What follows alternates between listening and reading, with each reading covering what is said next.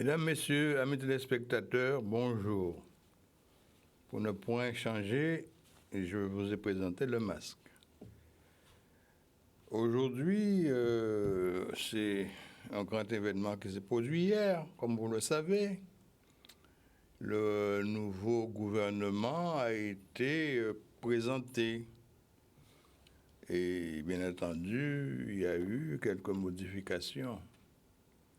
Mais sur l'ensemble, les principaux acteurs du précédent gouvernement sont restés en place. En particulier, M. Le Maire, ministre des Finances, M. Darmanin, ministre de l'Intérieur, sauf mon grand ami qui a cédé sa place, Jean-Yves Le Drian, et d'autres sont arrivés. Par exemple, l'ancien ministre de l'Outre-mer, M. Lecornu, a été promu ministre des Armées. Alors, contrairement à ce que nous pensions ici en Guadeloupe, que M. Lecornu était un ministre quelconque, quoi. Mais il était bienvenu en mission quand il est venu en Guadeloupe et lancé en coin. J'ai cru comprendre en coin qu'il voulait l'autonomie. Il était venu avec une mission bien précise pour le dire. Et depuis, vous avez vu que les choses s'enchaînent et que M. Lecornu a été remplacé par une dame. Et cette dame n'est pas n'importe qui. Elle était présidente de la commission des lois de l'Assemblée nationale. Donc c'est un juriste qui vient. Une juriste, parce qu'on dit une première ministre, on peut dire maintenant une juriste pour qualifier une dame. Alors voilà ce qui s'est passé et nous savons dorénavant à quoi nous en tenir.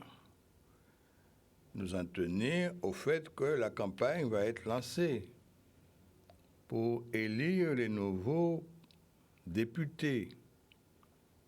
Et c'est précisément les nouveaux députés qui iront à conduire en quelque sorte la politique de la nation.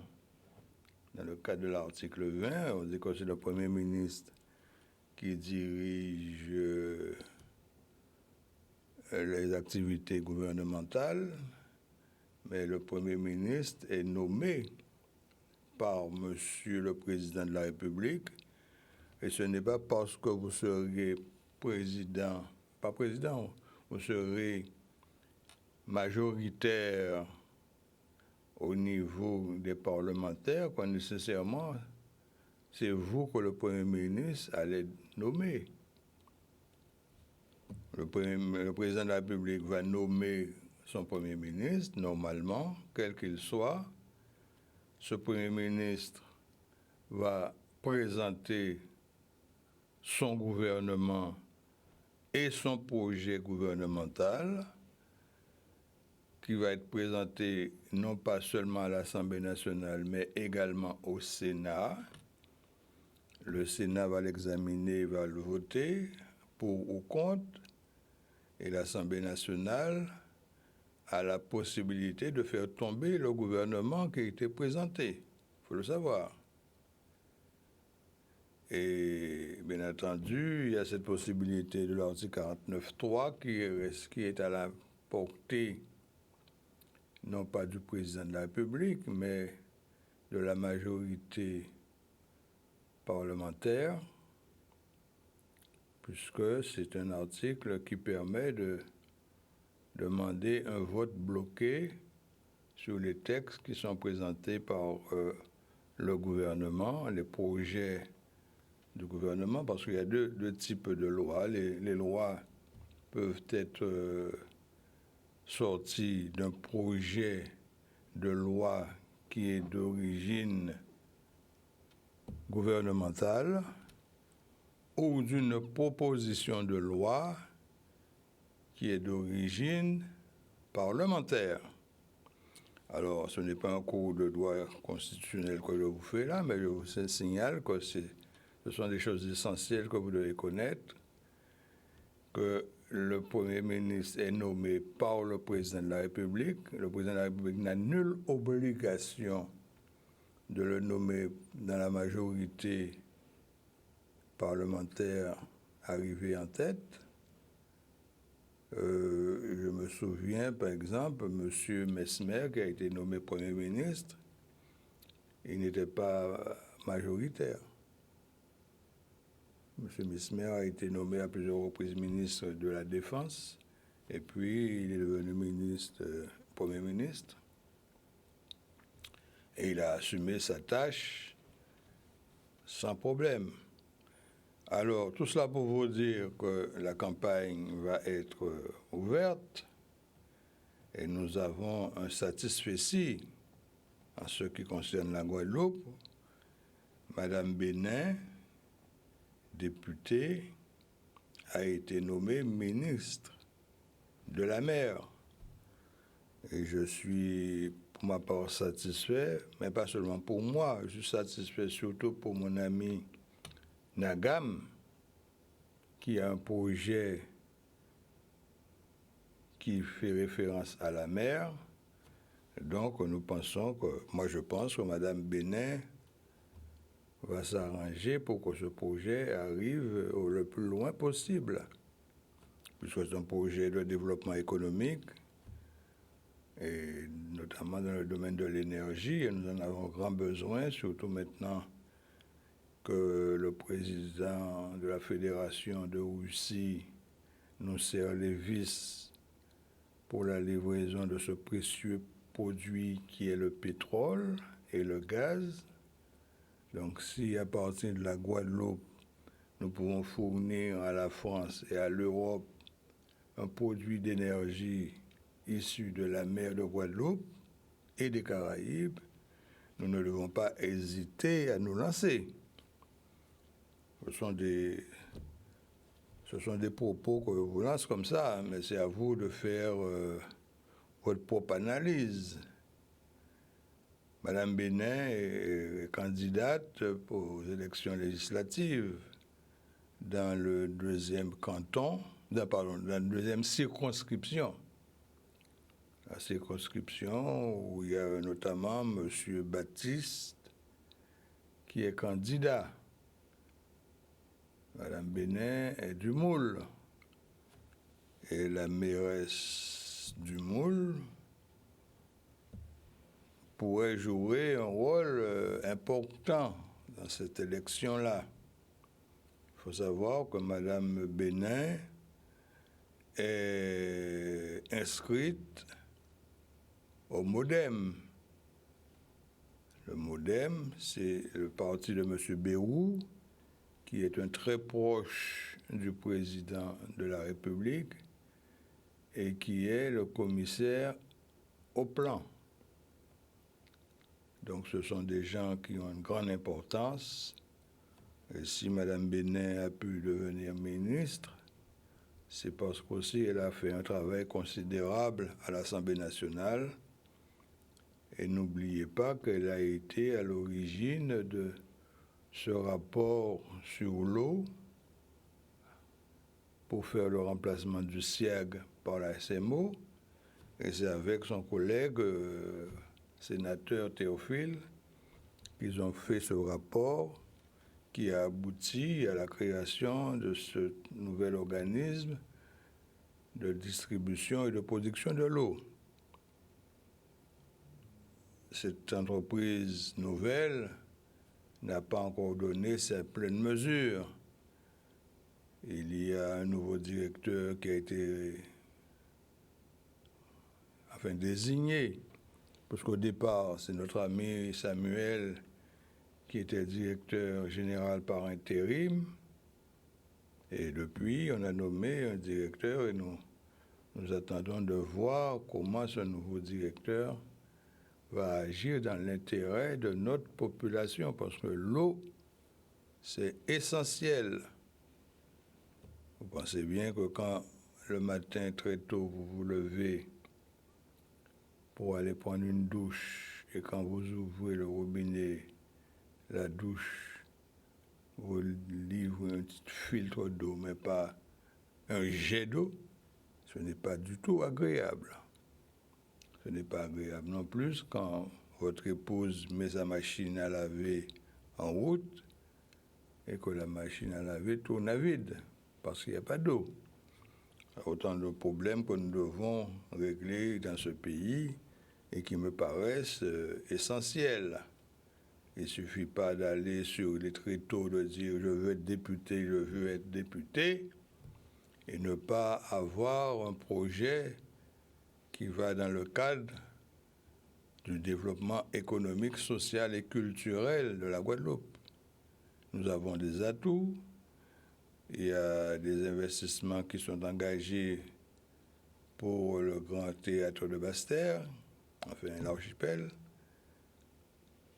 parce que c'était resté dans un état de délabrement incroyable, puisque les investissements n'avaient pas été réalisés comme pour l'eau. Parce que le problème de l'eau, c'est essentiellement parce que les travaux de changement de tuyaux n'avaient pas été faits.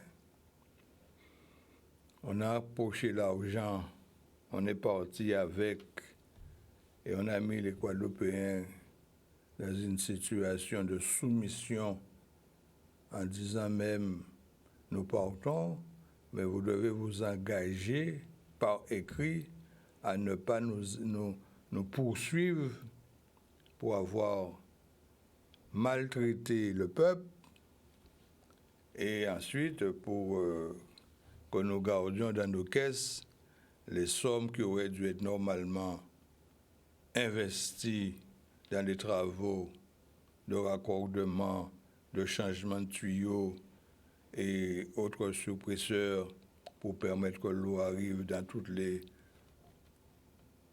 coteaux, dans les mornes, partout où il y a des gens qui habitent, pour qu'ils ne soient pas en pénurie d'eau. Et cette société est repartie les poches pleines, et nous, il ne nous reste que plus que les yeux pour pleurer. Alors, je le dis, vous avez, lors de l'élection présidentielle, marqué votre mécontentement. Vous devez continuer à le faire dans le cadre de ces élections législatives et de prendre vos responsabilités pour que les prochains élus ne soient pas des bénis oui-oui qui vont à l'Assemblée nationale, qui vont faire les belles jambes et qui finalement ne vous apportent aucun résultat concret. Je me rappelle quand mon ami José Moustache était député, il m'invitait à des séances qui étaient consacrées à l'outre-mer. Il n'y avait dans la salle généralement qu'une vingtaine de députés, alors qu'on allait décider pour la Guadeloupe et l'outre-mer en général. Alors c'est pour vous dire le peu d'intérêt qu'on nous accorde. Alors là aussi, nous devons nous manifester. Il y a eu récemment en Martinique une réunion des régions ultra-périphériques de l'Europe, mais qui sont d'origine outre-mer, parce que les régions ultra-périphériques, il n'y a pas que ceux qui étaient à Martinique, il y en a d'autres. Il y a les régions d'Espagne, il y a les régions d'outre-mer du Portugal. Tous ces gens-là ont le même statut que nous. Mais il est évident que dans leur pays, ils sont pris en compte autrement que nous. Parce que moi, j'ai travaillé à Bruxelles aux côtés de M. Delors, et tout particulièrement de son directeur de cabinet, M. Pascal Lamy. Eh bien, nous avons vu passer des dossiers venant d'ailleurs, mais très peu venant de Guadeloupe. Il y a eu une tentative d'activité avec le président Poteau, quand Poteau était président de région. On l'a vu à Bruxelles. Je l'ai vu personnellement venir porter des projets. Rappelez-vous, Poteau, s'est retrouvé en Guadeloupe avec 3 lycées, et quand il est parti, il y avait 10 lycées. Il fallait le faire. Poteau a modifié les circuits routiers. Toutes les traversées qui ont été réalisées, c'est sous Poteau. Il faut le savoir. Et depuis, on n'a pas vu grand-chose. Hein? On a peut-être amélioré ce que Poteau a fait, mais en matière de réalisation nouvelle, très peu. Et Félix est parti parce que on a contesté justement ses réussites. Vous vous rendez compte? Voilà un Guadeloupéen qui s'engage pour son pays, qui fait des dossiers, qui les fait aboutir. Et voilà que quand on vient pour son renouvellement, on s'oppose à lui, on le met en minorité par des comportements, disons, peu loyaux. Et voilà, il a cédé sa place. Et puis tout d'un coup, on a vu que l'action qu'il menait avec une telle propension s'est stoppée. Qui, jusqu'à présent, a fait mieux que Poteau? Je vous laisse la question, à vous de donner vos réponses. Pour ma part, je dirais que Félix Poteau a été mon ami de lycée à Carnot, quand il est devenu premier secrétaire du Parti socialiste. Il m'a demandé d'être membre du Parti socialiste. Je suis venu travailler avec lui, mais je n'ai jamais eu de carte du Parti socialiste. Frédéric Jalton, lui aussi, m'avait demandé de venir au Parti socialiste. Je suis allé travailler avec Frédéric Jalton, avec tout ce que je pouvais amener comme connaissance, mais je n'ai jamais pris de carte du Parti socialiste. Éric Jalton, lui aussi, il est socialiste, progressiste, et maintenant il a rajouté une corde à son arc, écologiste. Avec lui, je travaille et j'ai accepté d'être membre de la FAP, la Force abimienne, le progrès. Là, je suis bien là, je suis avec Éric, avec d'autres amis. Je ne peux pas vous les citer tous parce qu'ils gardent leur anonymat le plus souvent. Mais nous faisons un travail intéressant et vous constatez que Abîme bouge. Abîme bouge.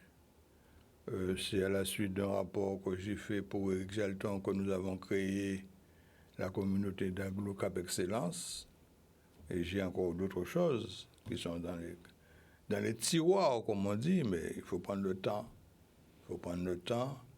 Il faut savoir comment faire, à quel moment solliciter les gens, à quel moment présenter le dossier pour avoir une chance, aussi minime soit-elle, pour que le dossier soit adopté.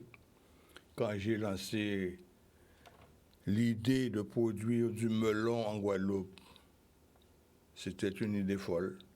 Et même un monsieur de la préfecture, je peux vous donner son nom, il était responsable de l'agriculture à la préfecture, un certain monsieur Ducerre Vidalé, il avait été lui demander est-ce que l'on pouvait trouver 100 hectares quelque part pour faire la production de melon. Il m'a dit si j'ai besoin de 100 hectares pour faire de la canne à sucre, d'accord. Mais melon, il ne pourra pas me donner ça. Et comme j'avais un ami au ministère de l'Outre-mer qui connaissait M. Henri Ayotte de Martinique, il m'a dit qu'il va contacter Henri Ayotte pour voir, parce qu'il sait que Henri Ayotte a des terres en Guadeloupe, et il va voir si c'est possible. Effectivement, il m'a mis en contact avec M. Henri Ayotte, et je suis allé à Martinique rencontrer M. Henri Ayotte, qui a une propriété à Moule, à Sainte-Marguerite-Moule. C'est une propriété qu'il partageait avec M. Simonette. Et ainsi, j'ai pu signer un accord de location avec M. Henri Ayotte sur 30 hectares. Et c'est sur ces 30 hectares que nous avons lancé la production de melons.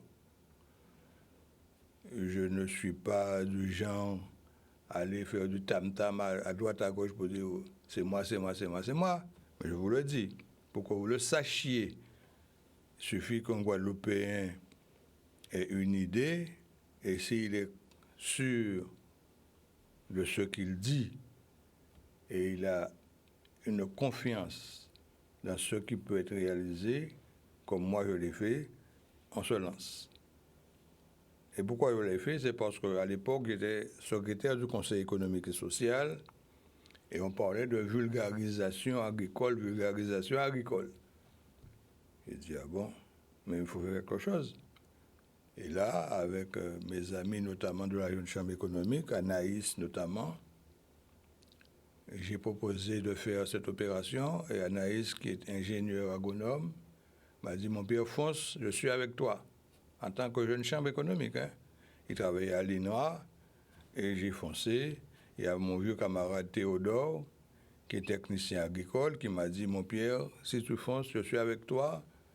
Il était responsable des services phytosanitaires. Et nous avons foncé. Et aujourd'hui, le melon de la Guadeloupe est le numéro 1 mondial. Il y a d'autres choses qu'on peut faire. Et si nous partons derrière Nagam en bloc, ce que Nagam a en tête là peut nous amener à être un numéro 1 mondial. Voilà, mesdames, messieurs, ce que je vais vous dire aujourd'hui. Donc, dorénavant, retenez le nom de la nouvelle ministre, c'est Madame Yaël Braun-Pivet. Yaël Braun-Pivet, c'est elle qui est dorénavant ministre de l'Outre-mer. Et il nous faut automatiquement nous mettre en contact avec elle le plus rapidement possible, puisque en général, elle est là pour environ un mois. Mais si la majorité présidentielle gagne, elle est probablement censée être longtemps président et ministre de l'Outre-mer. Donc nous devons la contacter et lui faire parvenir déjà nos doléances. Voilà, c'est sur ce point-là que je vais m'arrêter, mesdames, messieurs. C'est toujours avec plaisir que je viens avec vous le samedi pour discuter. Alors je vous annonce que la présidente de l'Arbre du Voyageur, qui n'est autre que ma fille Sabine Montpierre, est en Guadeloupe. Elle arrive ce soir par le Canada, en provenance du Canada. Ce matin, je dis ce soir, ce matin, et nous prévoyons d'organiser une rencontre. Probablement la presse sera invitée pour le jeudi 25. Le 25, je ne sais pas le jour exact, mais je sais que le 25 est prévu qu'il y ait une rencontre pour bien présenter l'Arbre du Voyageur, qui, comme vous le savez, est une organisation qu'elle a créée pour faciliter l'insertion et l'installation des Antillais guyanais qui viennent au Canada. Elle a la double nationalité franco-canadienne, puisqu'elle est en Canada depuis plus de 12 ans, et ses enfants ont opté également pour la nationalité canadienne. Ça veut dire qu'en famille, on est guadeloupéen, on est français, et on est canadien aussi. Et ça, comme on dit, on occupe le terrain. Voilà, mesdames, messieurs, je vais vous quitter toujours avec regret, mais avec la certitude de vous retrouver samedi prochain en forme pour revoir tout ce qui s'est passé dans la semaine dans le cadre du Forum libéral. Bon week-end à vous tous et à samedi prochain en espérant vous retrouver en pleine forme et en vous recommandant toujours de respecter les règles barrières. Bon week-end à vous tous et à samedi.